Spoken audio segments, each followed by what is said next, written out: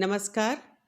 मैं अर्चना चौधरी, हिंदी प्रवक्ता, और आज हम करेंगे कक्षा 11वीं की आरोह भाग 1 का पहला पाठ कबीर के पद। बच्चों, ये पद पढ़ने से पहले हम कबीरदास जी के बारे में थोड़ा सा जानते हैं। बच्चों, कबीरदास जी भक्ति काल के एक प्रमुख कवि हैं। उन्होंने धर्म, जाति, इनके नाम पर जो भी भेदभाव किया जाता है उसका विरोध किया है। साथ ही बाहरी दिखावे, बाहरी आडंबर, पाखंडों पर यह जमकर बरसे। हम कह सकते हैं कि जो लोग मूर्ति पूजा या फिर मंदिरों में जो दिए जलाते हैं, अगरबत्तियां जलाते हैं या जो कुछ भी, ऐसा नहीं है कि उन्होंने सिर्फ उन्होंने हिंदुओं पर भी, मुसलमानों पर भी, सभी को समान रूप से समझा है और सभी को धर्म के नाम पर न लड़ने के लिए उकसाया है या कहा है। और सबसे महत्वपूर्ण जो बात है, उन्होंने जो भी बात कही वो बिल्कुल सीधी सीधी शब्दों में कही। इनका जन्म सन 1398 में लहरतारा उत्तर प्रदेश में हुआ था और देहांत बच्चों इनका 1518 में मगहर में हुआ। इनकी प्रमुख जो रचना है उसका नाम है बीजक, और इसमें उन्होंने साखी, सबद और रमैनी लिखी हैं। बच्चों, जो कक्षा 11वीं में कबीर के पद नाम का जो पाठ है उसमें भी उन्होंने साफ और सीधे शब्दों में ईश्वर भक्ति को महत्व दिया है और जो भी बाहरी दिखावे हैं उनका जमकर विरोध किया है। तो शुरू करते हैं हम कबीर के पद। कबीर के पदों की व्याख्या समझने से पहले आपको उसका प्रसंग लिखना सीखना होगा, क्योंकि आपके 11वीं कक्षा में आपको सह प्रसंग व्याख्या पूछी जाती है। तो आप उसमें प्रसंग भी बताएंगे, व्याख्या भी बताएंगे और साथ में आप विशेष का भी जिक्र करेंगे। विशेष होता है शिल्प सौंदर्य। पहला जो पद है उसका प्रसंग कैसे लिखोगे? बच्चों, प्रसंग लिखते समय आपको ये ध्यान रखना है, एक तो पुस्तक का नाम बताना है, एक कविता का नाम बताना है और कवि का नाम बताना है, और साथ में उस पद में किस बात पर जोर दिया गया है उसके बारे में बताना है। तो आप बताएंगे प्रस्तुत पंक्तियां, या आप बताओगे प्रस्तुत पद हमारी हिंदी की पाठ्य पुस्तक आरोह भाग 1 के पद से ली गई हैं। अगर आप पहले पद बता देते हो तो आप सिर्फ यहाँ बताओगे आरोह भाग 1 से लिया गया है। इसके रचनाकार श्री कबीरदास जी हैं। इसमें कबीरदास जी ने बाहरी दिखावों का विरोध किया है और ईश्वर की सर्वव्यापकता का जिक्र किया है। अब बच्चों हम करते हैं व्याख्या। तो व्याख्या में आपको एक एक शब्द का अर्थ बताते हुए उसका व्याख्या समझाऊंगी, यानी उसका पूरी पंक्ति का अर्थ समझाऊंगी। तो वो समझिए, हम तो एक एक करी जाना। तो हम तो यहाँ किसके लिए है? कबीरदास जी अपने लिए प्रयोग कर रहे हैं। एक, पहले एक का प्रयोग परमात्मा के लिए हुआ है और दूसरे एक का प्रयोग हुआ है संख्या के लिए। करी जाना, करी मतलब समझा। तो आप ये समझिए कि एक शब्द यहाँ 2 बार आया है, दोनों बार अर्थ अलग है। तो यहाँ क्या हो गया?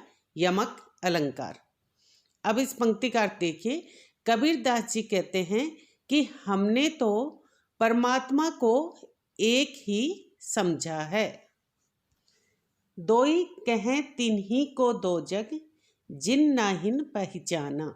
दोई मतलब दो, कहें कहते हैं, तिन्ही उनको, दो जग नरक, जिन जिन्होंने, नाहिन नहीं, पहचाना पहचाना या समझा। तोई कहें यानी जो परमात्मा को दो कहते हैं। यहाँ कबीरदास जी कहते हैं बच्चों कि जो आत्मा और परमात्मा को अलग अलग मानते हैं, अर्थात जो द्वैतवाद को मानते हैं। द्वैतवाद क्या होता है? जिसमें ये माना जाता है कि आत्मा अलग है और परमात्मा अलग है।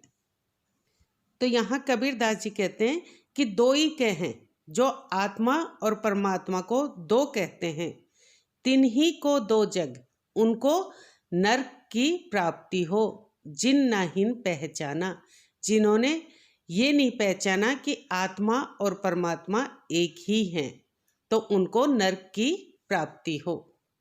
यहाँ कबीरदास जी ने बच्चों अद्वैतवाद का समर्थन किया है।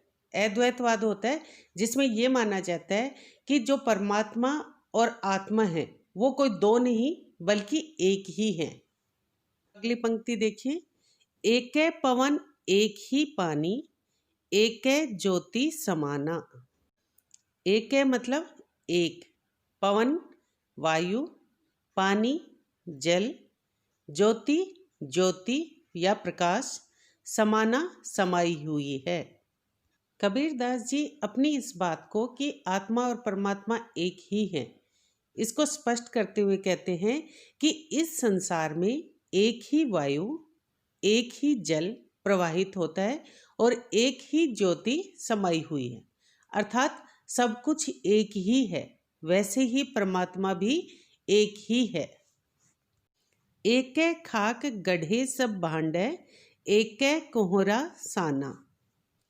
एकै एक, खाक मिट्टी, गढ़े यानी निर्माण करता है, बनाता है, सब सभी, भांडे बर्तन, कोहरा कुम्हार, साना मिलाना। कबीरदास जी कहते हैं कि जिस प्रकार कुम्हार एक ही मिट्टी से विभिन्न प्रकार के बर्तनों का निर्माण करता है, यानी मिट्टी एक ही है परंतु उससे कभी छोटा घड़ा, कभी बड़ा घड़ा, कभी तवा या अनेक प्रकार के बर्तन बनाता है, उसी प्रकार ईश्वर, जो कि यहाँ क्या माना गया ईश्वर को, कुम्हार, तो ईश्वर जो है वो भी क्या है, यानी ईश्वर रूपी जो कुम्हार है उसने भी एक ही मिट्टी क्या है बच्चों, पंच तत्व। पंच तत्व क्या होते हैं, 5 तत्व होते हैं जिनसे ये माना जाता है कि ये जो संसार है 5 तत्वों से निर्मित है। 5 तत्व होते हैं वायु, अग्नि, जल, भूमि और आकाश। यानी कि जिस प्रकार कुम्हार एक ही मिट्टी से विभिन्न प्रकार के बर्तन बनाता है, उसी प्रकार ईश्वर जो है वो भी 5 तत्वों से विभिन्न प्रकार के मनुष्य, आकार प्रकार में विभिन्न हो सकते हैं, परंतु उनको निर्माण करने में एक ही मिट्टी का ईश्वर प्रयोग करते हैं। तो बच्चों यहाँ उन्होंने उदाहरण अलंकार का प्रयोग किया है, जो कि कुम्हार के उदाहरण के माध्यम से ये स्पष्ट किया है कि ईश्वर किस प्रकार से पंच तत्व रूपी मिट्टी से इस संसार का निर्माण करता है। जैसे बाड़ी काष्ठ की, काटे अग्नि न काटे कोई। जैसे जिस प्रकार बाड़ी बढ़ई, काष्ठ लकड़ी, काटे काटना, अग्नि आग। कबीरदास जी कहते हैं कि जिस प्रकार बढ़ई यानी जो लकड़ी का काम करता है, वह बढ़ई लकड़ी को तो काट सकता है परंतु उसके अंदर अग्नि जो छुपी हुई होती है उसको काट नहीं सकता। इसका मतलब है बच्चों कि अग्नि जो है लकड़ी में समाई हुई होती है लेकिन वो किसी को दिखाई नहीं देती।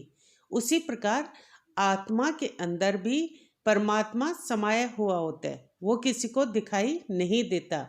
उसी प्रकार कवि कहते हैं कि जिस प्रकार अग्नि को काटा नहीं जा सकता, वैसे ही शरीर को समाप्त हो जाता है, शरीर नष्ट हो जाता है, परंतु शरीर के अंदर जो आत्मा समाई हुई होती है वो कभी भी नष्ट नहीं होती। यानी आत्मा अजर अमर है, ये जो शरीर है वो समाप्त हो जाता है, नाशवान है। सब घटी अंतरी तू ही व्यापक, धरे स्वरूप सोई। सब यानी सभी, घटी हृदय, अंतरी अंदर, तू ही तुम कौन, परमात्मा, व्यापक व्याप्त यानी समाये हुए हो, धरे धारण करना, स्वरूप स्वरूप आकार, सोई वही, सब घटी यानी सबके अंदर में, अंतर यानी हृदय में, तू ही व्यापक कि सबके हृदय में परमात्मा व्याप्त हैं अर्थात विद्यमान हैं, धरे स्वरूप सोई। और वही परमात्मा क्या है, उन्होंने ही विभिन्न प्राणियों के रूप में विभिन्न रूप धारण किए हुए हैं। यानी मनुष्य के रूप में परमात्मा ने विभिन्न रूप धारण कर लिए हैं और उन्हीं में ईश्वर समाये हुए हैं। माया देखी के जगत लुभाना, काहे रे नर गरबाना। बच्चों, कबीरदास जी ने माया का हमेशा विरोध किया और उन्होंने ये माना है कि जो स्त्री है और धन दौलत है वो क्या है, माया है, और मनुष्य को इन दोनों से हमेशा दूर रहना चाहिए। देखी यानी देखकर, जगत संसार, लुभाना मोहित होना या आकर्षित होना, काहे क्यों, नर मनुष्य, गर्बाना अहंकार या घमंड करना।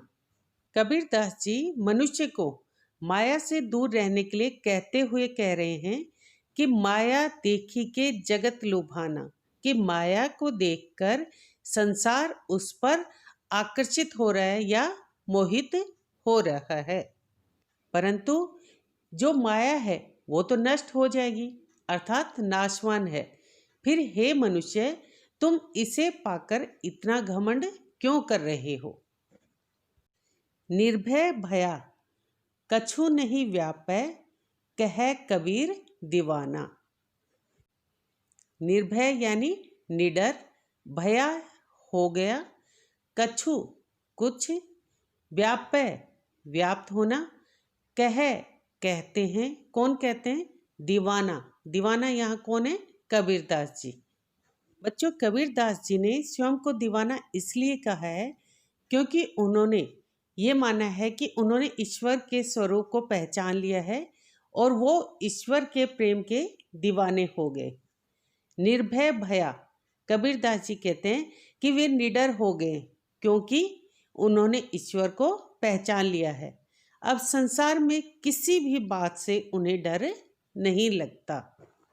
कछु नहीं व्यापै, कछु मतलब कुछ भी, अब उन्हें किसी भी प्रकार का भय नहीं होता।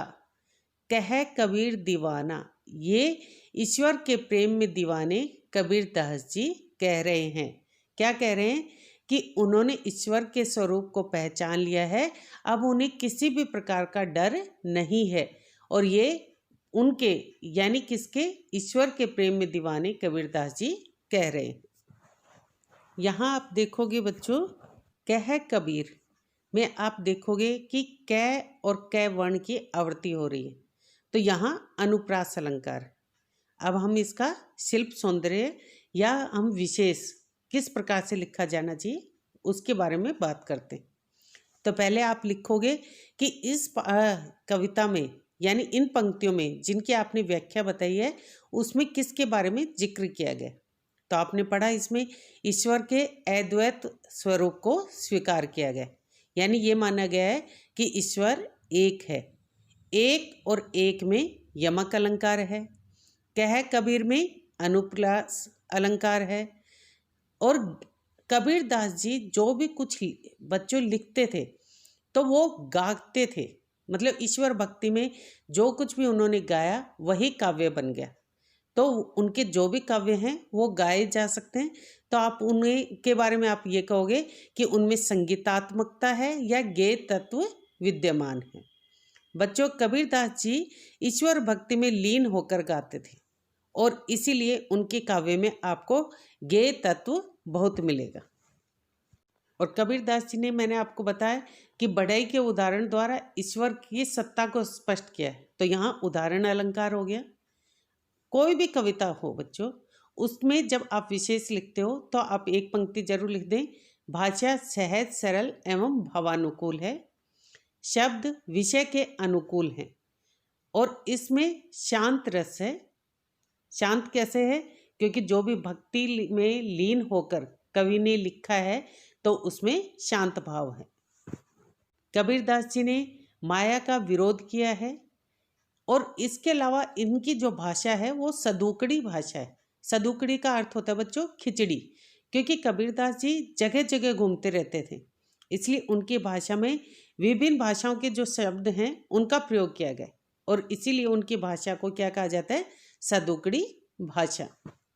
दूसरे पद का जब आप प्रसंग लिखेंगे तो आप लिखेंगे प्रस्तुत पंक्तियाँ हमारी हिंदी की पाठ्य पुस्तक आरोह भाग 1 में संकलित पद से ली गई हैं। इसके रचनाकार श्री कबीरदास जी हैं। आप ये ध्यान रखेंगे, पुस्तक का नाम, पद का नाम और कवि का नाम आप एकल उद्धरण, एकल होता है बच्चों सिंगल इन्वर्टेड कोमा, उसमें लिखेंगे। इसमें कबीरदास जी ने बाहरी आडंबरों का विरोध किया है और ढोंगी गुरुओं को फटकार लगाई है। साथ ही उन्होंने हिंदू और मुसलमानों को धर्म के नाम पर लड़ने के लिए फटकार लगाई। फटकार मतलब उनको बहुत लताड़ा है, उनको डांटा है। बच्चों ये जो पद है इसमें कबीरदास जी ने धर्म के नाम पर जो भी दिखावा करते हैं और उनका जो भारी आडंबर करते हैं उनका विरोध किया। कबीरदास जी का मानना था कि जो ईश्वर हैं हमारे अंदर विद्यमान, तो उन्हें किसी बाहरी आडंबर अर्थात छापा, तिलक लगाना, मूर्ति पूजा करना, दीपक जलाना, इनका उन्होंने विरोध किया है और ये कहा है कि इन बाहरी आडंबरों से ईश्वर की प्राप्ति नहीं होती। साथ ही उन्होंने इस पद में जो ढोंगी गुरु हैं और साधु हैं उन पर भी व्यंग्य किया। तो शुरू करते हैं व्याख्या। संतो देखत जग बोराना। संतो यानी संत जन, यहाँ संतों को संबोधित किया गया है तो संबोधन शैली होगी। जग यानी संसार, बोराना पागल, यानी कबीरदास जी कहते हैं कि हे संतो ये देखो ये जो संसार है वो पागल हो गया है। साच कहो तो मारन धावे, झूठे जग पतियाना। साच यानी सच, कहो कहता हूँ, मारन मारना, धावे दौड़ना, सच कहता हूँ तो मारने दौड़ता है। झूठे का झूठ, जग संसार, पतियाना यानी विश्वास करना, और झूठ कहने पर संसार विश्वास कर लेते हैं। यानी कबीरदास जी क्या कहते हैं कि हे संतो ये संसार पागल हो गया है, इसको अगर सच कहो तो मारने दौड़ता है, परंतु झूठ कहो तो उस बात पर यह विश्वास कर लेता है।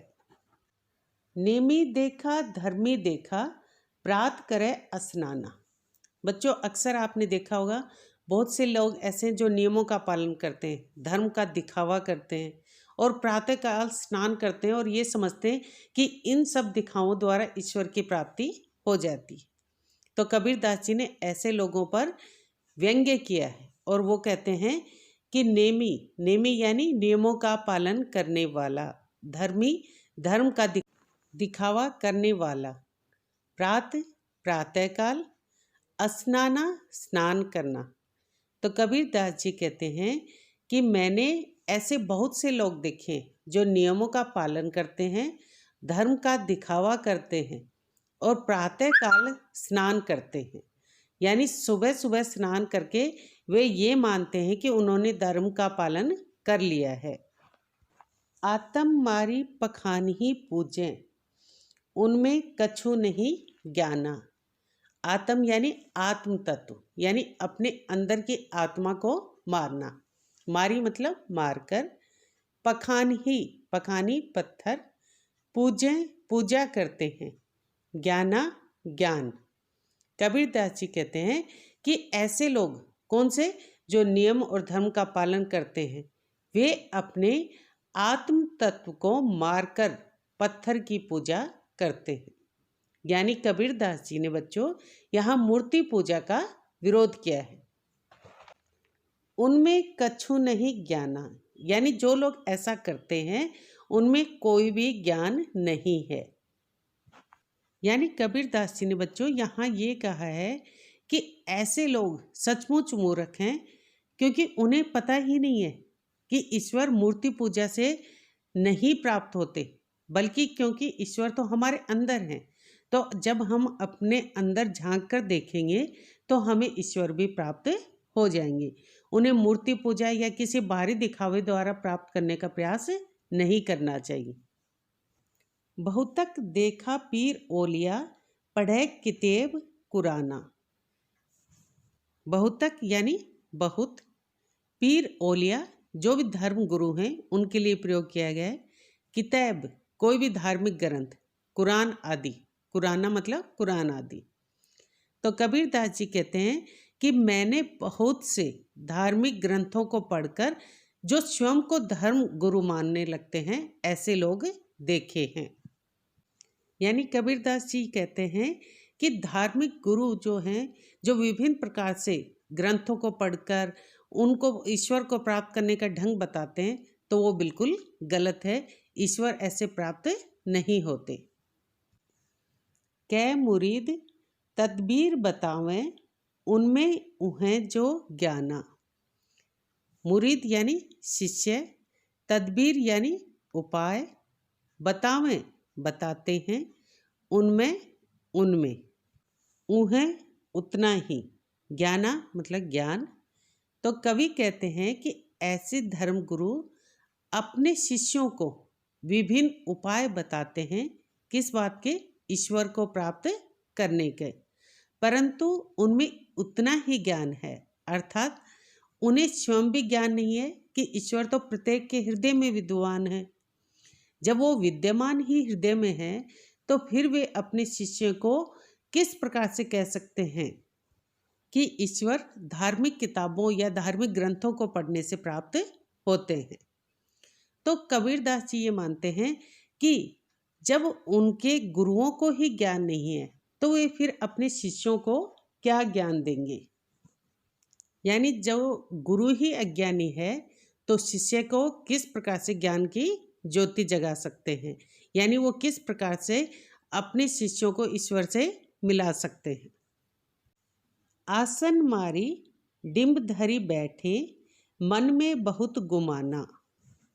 आसन मारी यानी ध्यान लगाना, डिंब धरी ये भारी जो भी आडंबर या दिखावे होते हैं उनके लिए प्रयोग किया गया।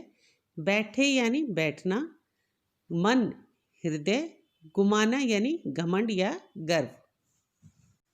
कबीरदास जी कहते हैं कि धार्मिक गुरु ध्यान या समाधि लगाकर बैठ जाते और भारी दिखावे करते हैं, ढोंग रचते हैं और मानते हैं कि ईश्वर को इन दिखावों द्वारा प्राप्त किया जा सकता है, और उन्हें अपने हृदय में इस बात का घमंड महसूस होता है कि वे इन दिखावों द्वारा ईश्वर को प्राप्त कर सकते हैं। तो कबीरदास जी ने बच्चों यहाँ जो भी बाहरी दिखावे हैं जैसे छापा, तिलक, समाधि, मूर्ति पूजा, तो पूजा पाठ आदि इन सब का विरोध किया है। पीपर पाथर पूजन लागे, तीर्थ गर्व भुलाना। पीपर मतलब पीपल का वृक्ष, पाथर पत्थर की मूर्तियाँ, पूजन पूजा करना, तीर्थ तीर्थ स्थल।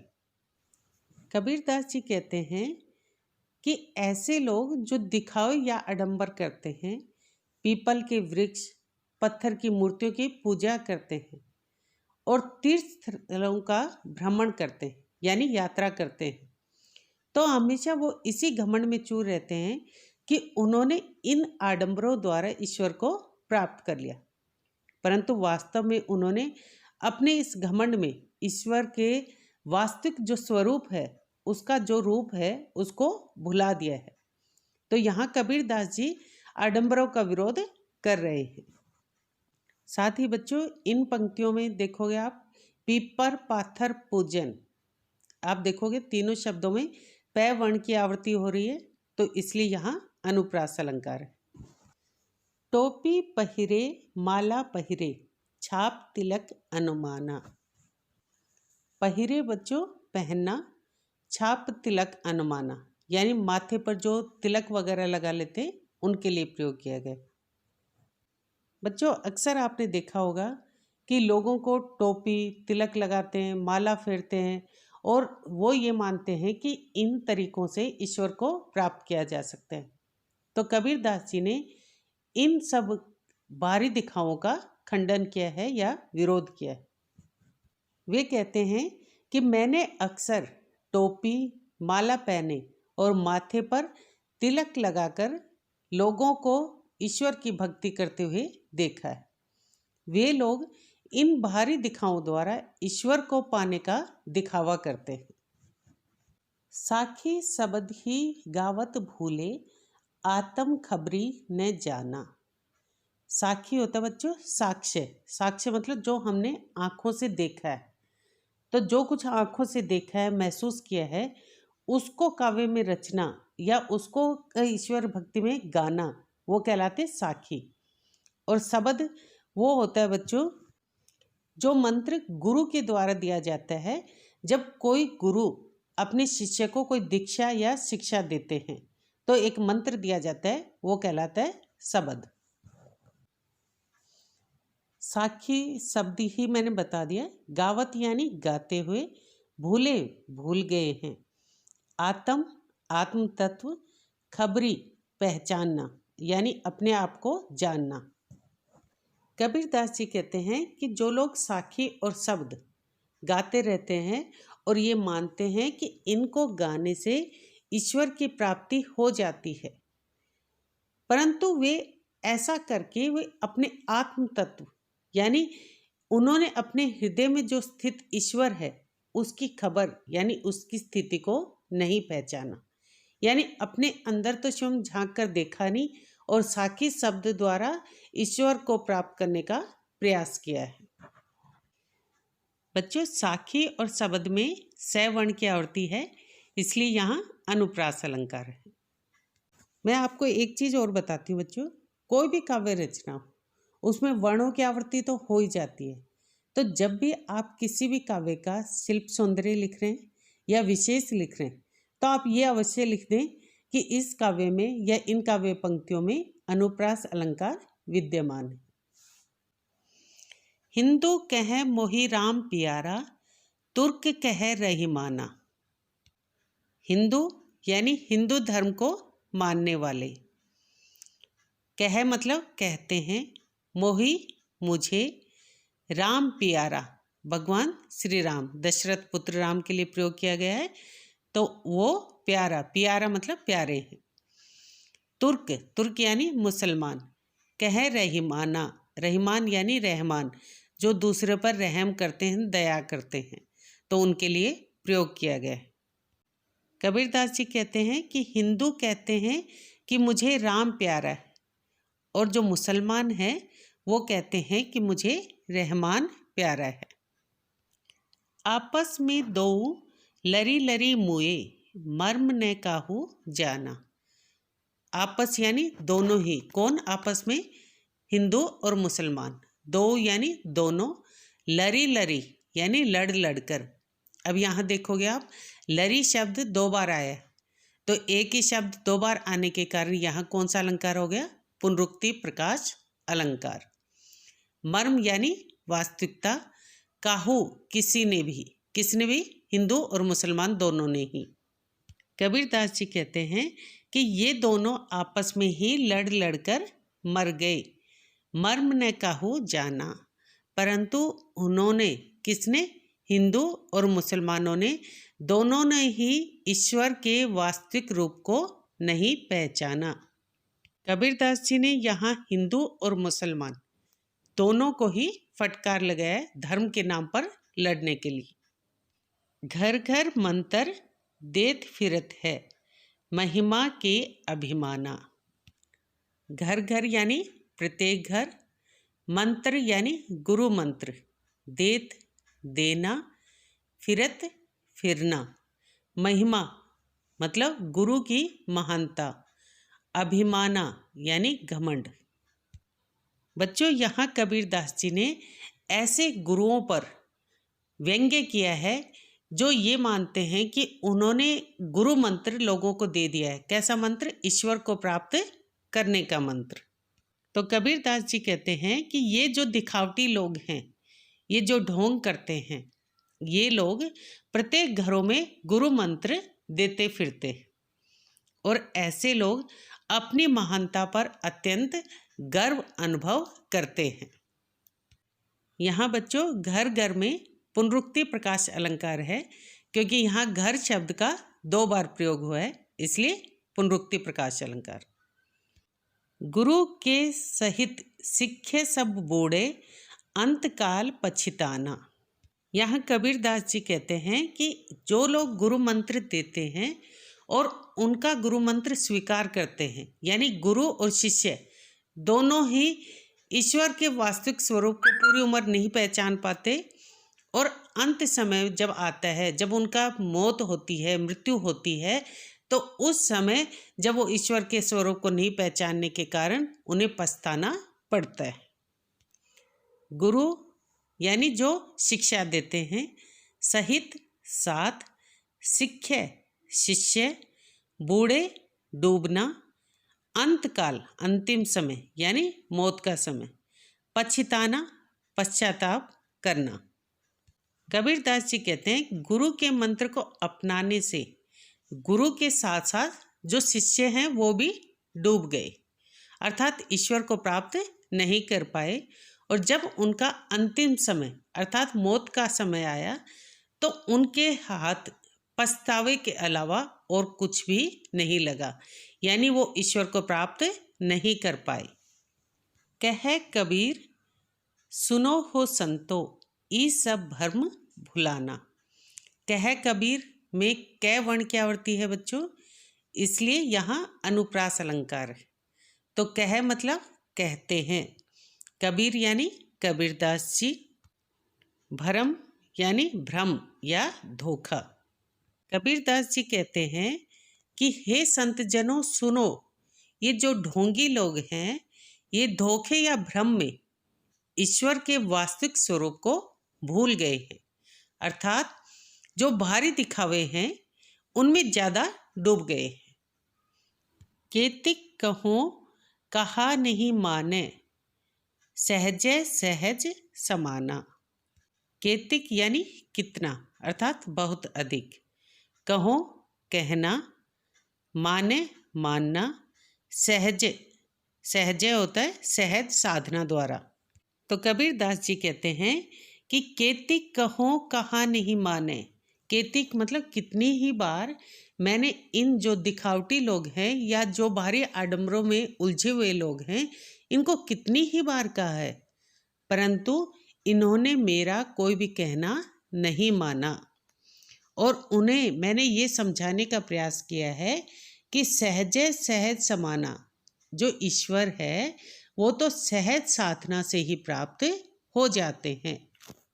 यानी अगर सहज साधना से या सहज रूप से अगर ईश्वर को प्राप्त करने का प्रयास किया जाए तो वो आसानी से प्राप्त हो जाते हैं। बच्चों यहाँ केतिक कहो कै वर्ण की आवृत्ति है, इसलिए यहाँ अनुप्रास अलंकार है, और सहजय सहज समाना, इसमें स वर्ण की आवृत्ति है तीनों में, इसलिए भी यहाँ अनुप्रास अलंकार का प्रयोग है। अब हम करते हैं विशेष, यानी जिसे हम शिल्प सौंदर्य कहते हैं। तो उसमें आप देखोगे बच्चों कि इसमें कवि ने जो बताया है कि आपने देखा होगा कि इसमें कबीरदास जी ने ईश्वर को प्राप्त करने के जो भी बाहरी दिखावे हैं उनका विरोध किया है। तो आप पहला क्या लिखोगे कि ईश्वर प्राप्ति के बाहरी दिखावों का विरोध। हिंदू और मुसलमानों को उन्होंने धर्म के नाम पर लड़ने के लिए फटकार लगाई। ढोंगी जो गुरु हैं उनका विरोध किया है। जो भाषा है उनकी सदुकड़ी है, मैंने आपको पहले ही बताया सदुकड़ी क्या होती है। लरी लरी और घर घर में, क्योंकि एक ही शब्द की आवृत्ति है इसलिए इनमें पुनरुक्ति प्रकाश अलंकार का प्रयोग। इसके अलावा पीपर पाथर पूजन में पै वर्ण की आवृत्ति है, साखी शब्द ही में स वर्ण की आवृत्ति है, सहित सिक्खे सब में स वर्ण की आवृत्ति है, कह कबीर में कै वर्ण की आवृत्ति है, केतिक कहो कहा में कै वर्ण की आवृत्ति है, सहजे सहज समाना में अनुप्रास अलंकार की प्रयोग किया गया। तो इन सब में क्योंकि वर्णों की आवृत्ति है इसलिए अनुप्रास अलंकार का प्रयोग किया है। फिर है बच्चों इसमें कोई भी काव्य आप देख लोगे कबीरदास जी का, हर एक काव्य में संगीतात्मकता है, यानी गेय तत्व विद्यमान है। भाषा जो है वो सहज, सरल एवं भावानुकूल है। शांत रस कह सकते हो। शांत रस का प्रयोग किया गया है। शब्द भावानुकूल हैं।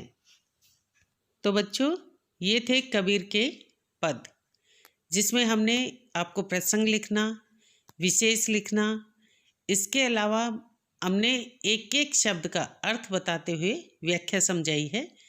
तो आपको अब ये व्याख्या करना थोड़ा आसान हो जाएगा। अगले वीडियो में हम करेंगे इस पाठ से यानी इस कविता से संबंधित प्रश्नोत्तर। उम्मीद है आपको ये वीडियो पसंद आया होगा। अगर आपको पसंद आया हो तो इसे लाइक करें, शेयर करें और अभी तक आपने मेरे चैनल अर्चना चौधरी हिंदी क्लासेस को सब्सक्राइब नहीं किया है तो इसे सब्सक्राइब करें, ताकि आपको मेरे अगले वीडियो तुरंत मिल जाए, जिससे आप अपनी परीक्षा की तैयारी कर सकें। अगर आपने मेरे पिछले वीडियो नहीं देखे तो उनके लिंक आपको डिस्क्रिप्शन बॉक्स में मिल जाएंगे, वहाँ से आप देख सकते हैं। धन्यवाद।